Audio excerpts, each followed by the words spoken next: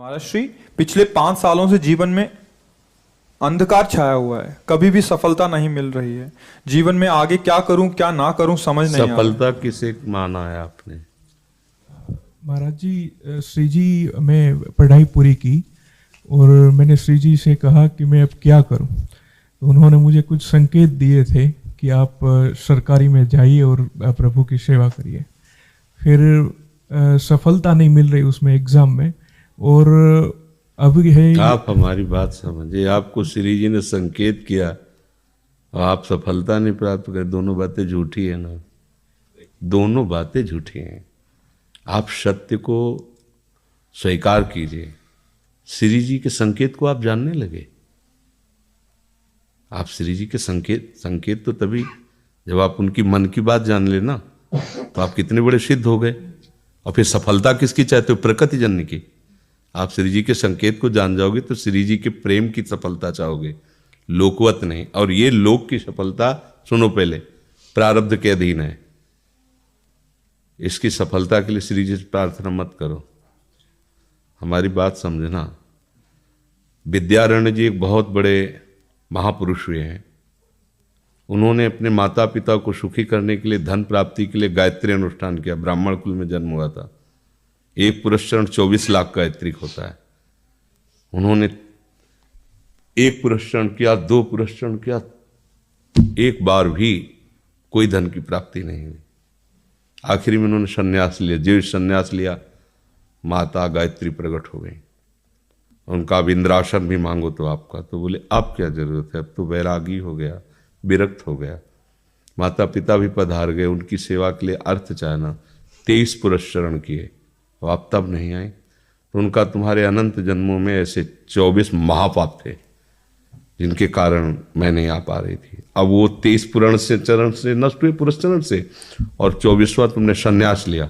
तो अब आप जो चाहो पर, बोले अब चाहिए ही नहीं, क्योंकि अब सन्यासी हो गए, अब तो ब्रह्म प्राप्ति के लिए।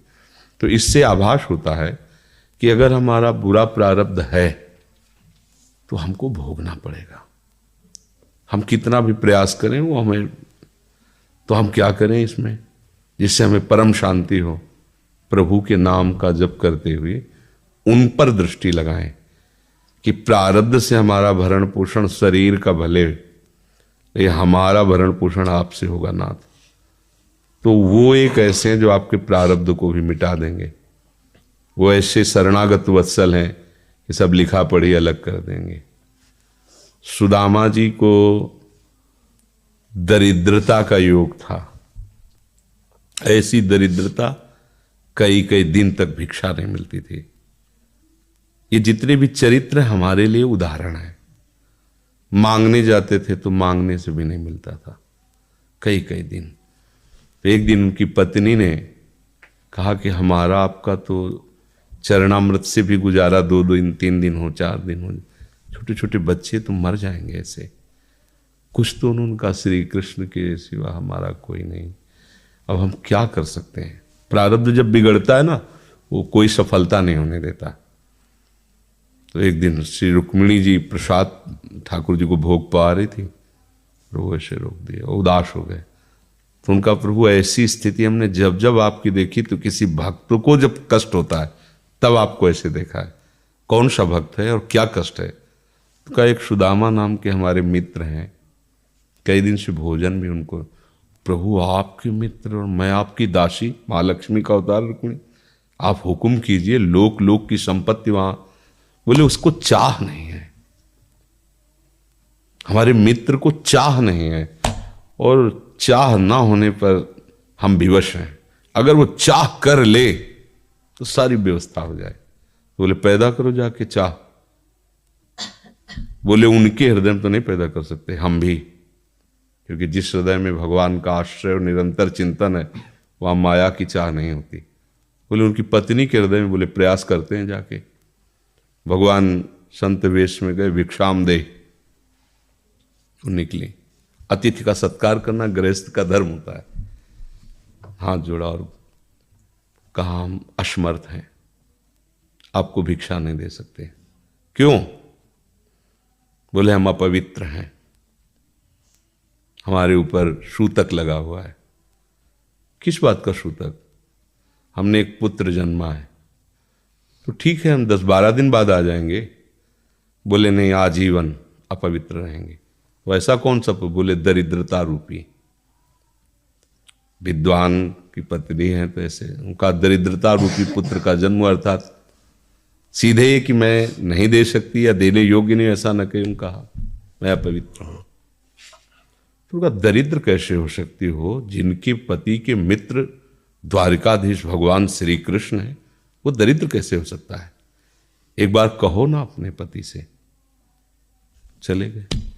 जो सुदामा जी आए तो उन्होंने कहा कि देखो आज एक अतिथि आए थे, उनको मैं कुछ नहीं दे पाई, मुझे बहुत कष्ट है कि मेरे पुत्र और आए हुए अतिथि का भी हम स्वागत नहीं कर सकती, उनका भरण आपके मित्र द्वारिकाधीश प्रभु श्री कृष्ण है। सुदामा जी ने कहा, बोले चले जाओ ना, वो कुछ न कुछ सहयोग कर देंगे। तो बोले हम ऐसे मित्र नहीं बनाए कि वो हमारा सहयोग करें, कभी नहीं, मर जाऊंगा पर उनसे ये नहीं कहूँगा कि आप हमारा। बोले मत कहना, दर्शन के लिए तो चले जाओ, वो सुना है इतने उदार हैं कि वो जाने पर ही दे देंगे। सुदामा ने कहा दर्शन के लिए तो जा सकते हैं, बहुत दिन हो गए, ठीक है, पर मित्र के पास जाए तो कुछ लेके जाना चाहिए, मेरे पास तो कुछ नहीं है ना। पड़ोस में जैसे किसी से मांगने गई तो अरे समय जब बिगड़ता कोई नहीं होता साथ। एक ने थोड़ी उदारता दिखाई तो चावल पछोरने पर जो आगे कणका होते चावल के, जो प्राय वो लिए सुदामा जी ने कहा हमारे प्रभु भाव के भूखे, कुछ ले जाएंगे, खाली हाथ तो नहीं है। पोट्री में सारांश में बता रहे हैं, द्वारपालों ने देखा कि हड्डी हड्डी शरीर में कई जगह से फटे वस्त्र, बेवाई फटी हुई, मतलब दिखाई दे रहा था दरिद्रता की मूर्ति है। तो उनका किससे मिलना है तुमको? तो उनका श्री कृष्ण से। बोले संभाल के बोलो, क्योंकि पार्षद है, अनंत कोट ब्रह्मांडों के नायक प्रभु के ऐसे बोले कोई श्री कृष्ण को ऐसे गली आए, उनका जाके तो तुम बोलो ना, श्री कृष्ण से जाके कह दो कि एक सुदामा नाम के ब्राह्मण आए हुए हैं।